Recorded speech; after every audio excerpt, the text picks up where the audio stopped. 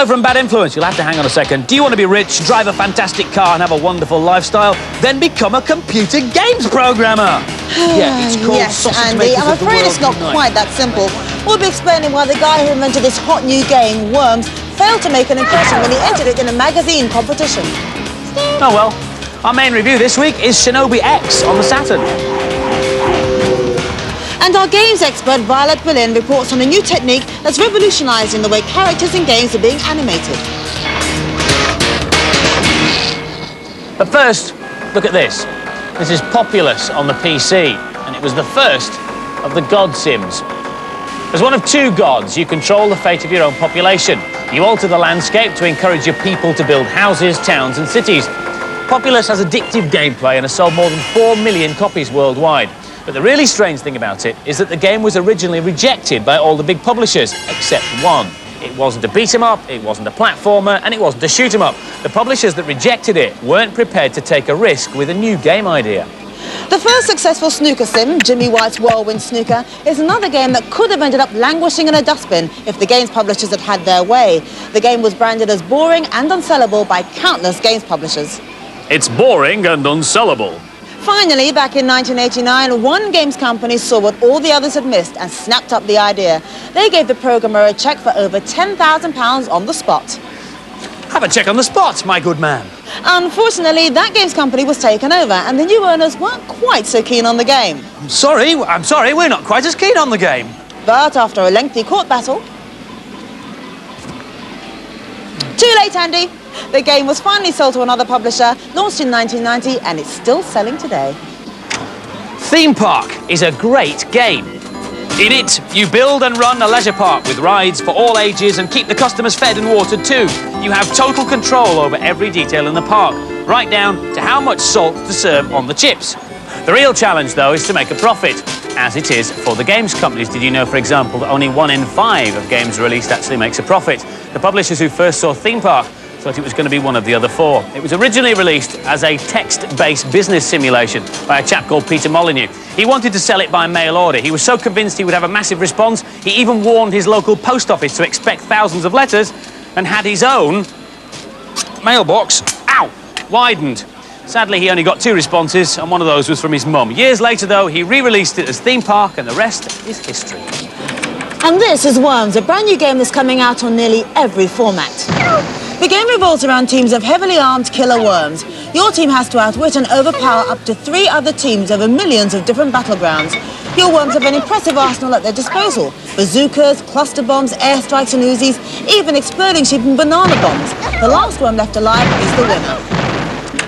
And yes, you've guessed it, Worms' potential wasn't spotted by the people who saw it first. And this is the man behind Worms, programmer Andy Davidson. Welcome to Bad Influence. Thanks. Andy slaved away in his bedroom for more than 2 years, working with his Amiga A1200 in Blitz Basic, and came up with this, which is the original version of Worms. What's different between that and the game we're going to see released apart from the title? Yeah, but basically this was the first version of Worms which I got up and running. There's just a lot of things I wanted to do with the game which I didn't get time for. This was done for a competition for Amiga Format magazine, Yeah. wasn't it? I thought that basically would be the best way of getting it noticed. They've announced the results of the competition? Yep.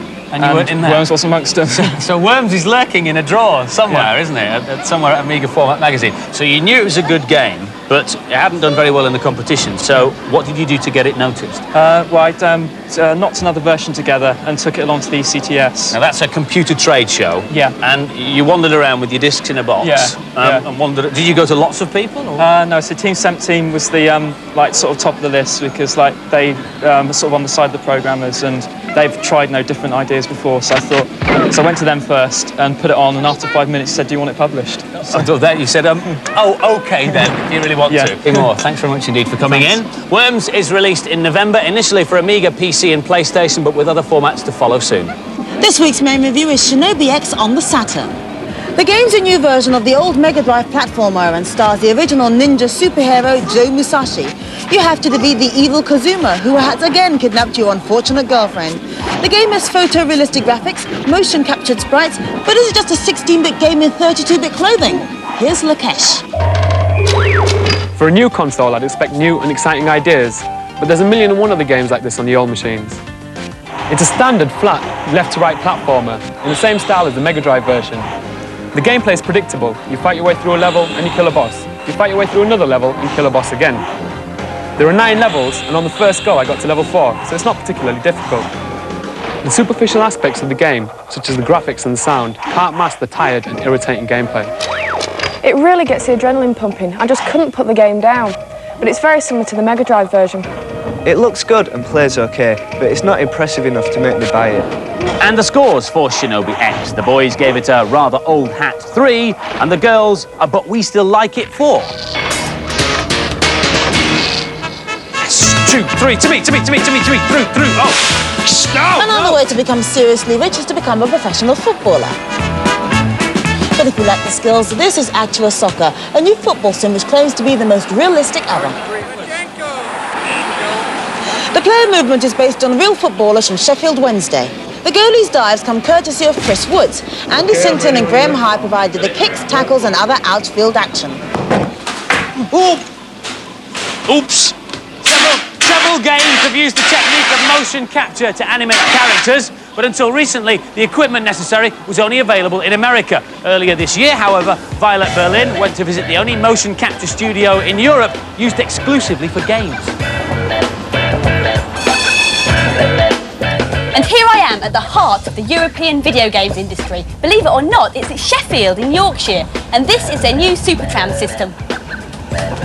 In the early days of video games, most of the things you saw on screen were like this tram. Big blocks of stuff that only moved in one direction, like space rockets, planes and tanks. Now the reason for that was it's fairly easy to work out how something like a block of metal like a tram should move. It obeys simple rules and moves as one big lump.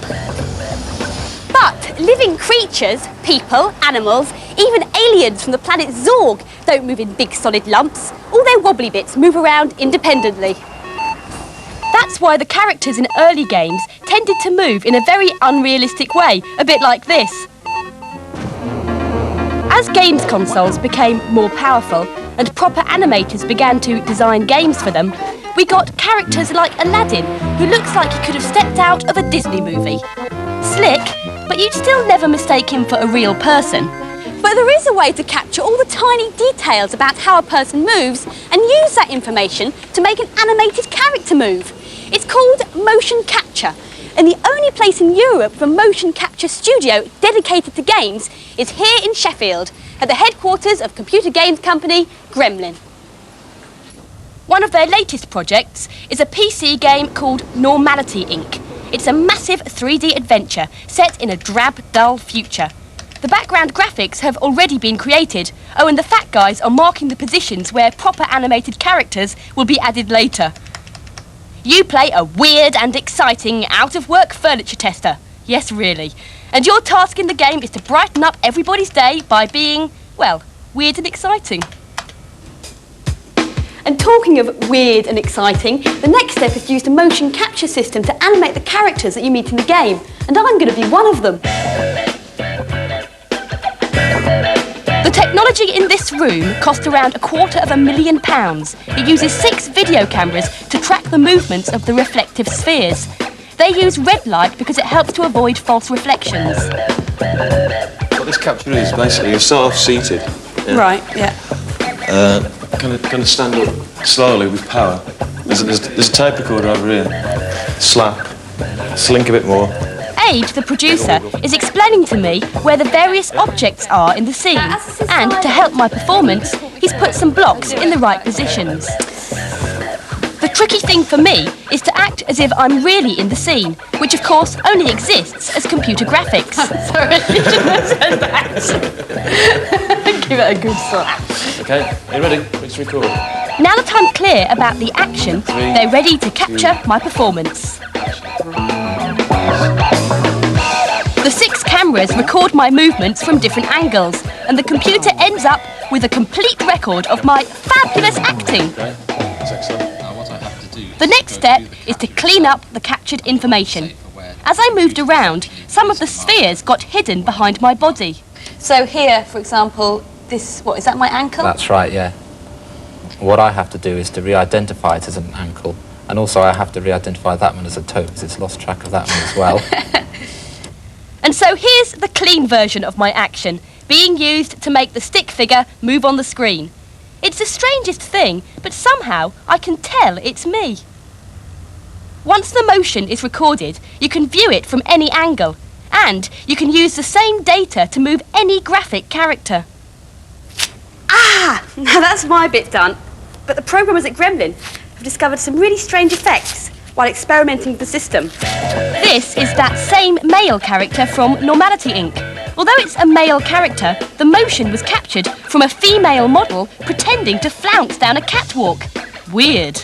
Motion capture technology is set to revolutionise games which feature human characters. They'll move naturally and look as if they're real people set against a computer backdrop. This is a motion captured version of Violet Berlin, walking as naturally as possible, reporting for Bad Influence. Violet reckons she now holds the world record for the most appearances in games, mostly because of making films for Bad Influence. And here it is, Violet's performance captured into the actual gameplay of Normality Inc. Here she comes. It's brilliant, but it really is obviously Violet, isn't it? Yeah. Normality Inc. is due out for release early next year. And now for some more of this week's games releases, reviewed by our expert panel. Take a classic old tabletop racing game, add some new tracks, a few new characters and a new construction kit, and you've got Micro Machines 96. Incidentally, one of the many games featuring our Violet. Will this sequel have you tearing up the tarmac or tearing out your hair? Here's Lisa. This is the third in the series of the Micro Machines games, and it's still brilliant. It's got all the features of the first two, with an added bonus of being able to construct your own circuit. This is a construction part of the game where you can make your own tracks. I'm going to add some hazards here, so if I come off the track, I'll bang into them. I'm placing these water tiles on the inside of the track, so if I fall down into them, there'll be a delay before I can get started again. You can store up to 10 tracks that you've made. This is one of the tracks I made myself. You can add different weather conditions, and I've added rain. You can also change the car's speed and acceleration, but it's still difficult to keep on the track. I haven't got Micro Machines or Micro Machines 2, so I'd definitely buy this. If you've got one of the earlier games, the only new thing is the construction kit. It's not worth buying this game for the one extra feature. I didn't like the original and I don't like this, which is probably because the gameplay is exactly the same. And the scores for Micro Machines 96. The girls gave it an It's Still on Track 4, and the boys a Leave It in the Pits 3.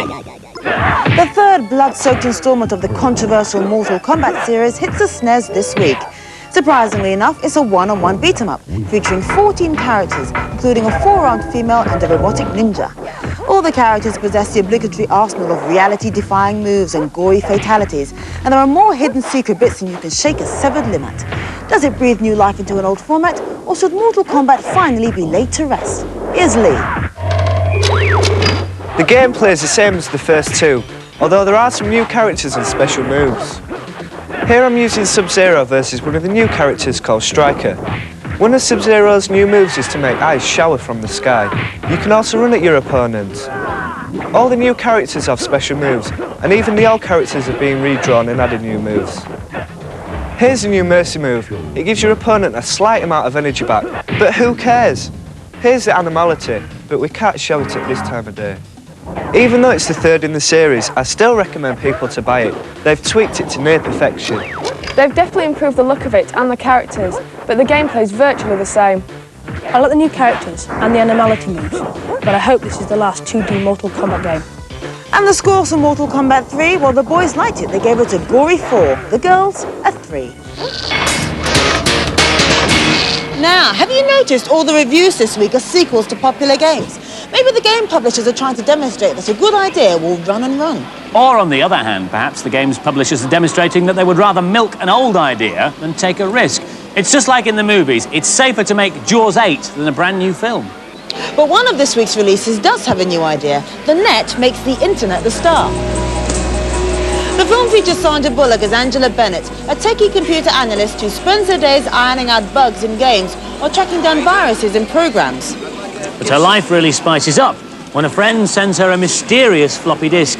It allows techies to hack into top-secret, highly sensitive information on computer databases. So what should we do? Well, don't think about hitting the escape key on any of your systems for a while. One keystroke will wipe out your whole system. Her life is turned upside down as she's thrust into a world of cloak and dagger espionage and computer deceit. Give us the disk, Angela. You have the wrong person. I don't know what you're talking about. Angela, we're not offering an option here. Just give us the disc and we'll give you your life back. I don't understand. I don't have your disc. I don't know what you mean. Give us the disc, Angela. And as you might expect nowadays, the film had its own internet site. Find out all you ever wanted to know about the film, the cast and the filmmakers. And you can even download the trailer. The address is http://www.columbiatristar.co.uk/. But now, it's time for our very own movie star, Virtual Violet.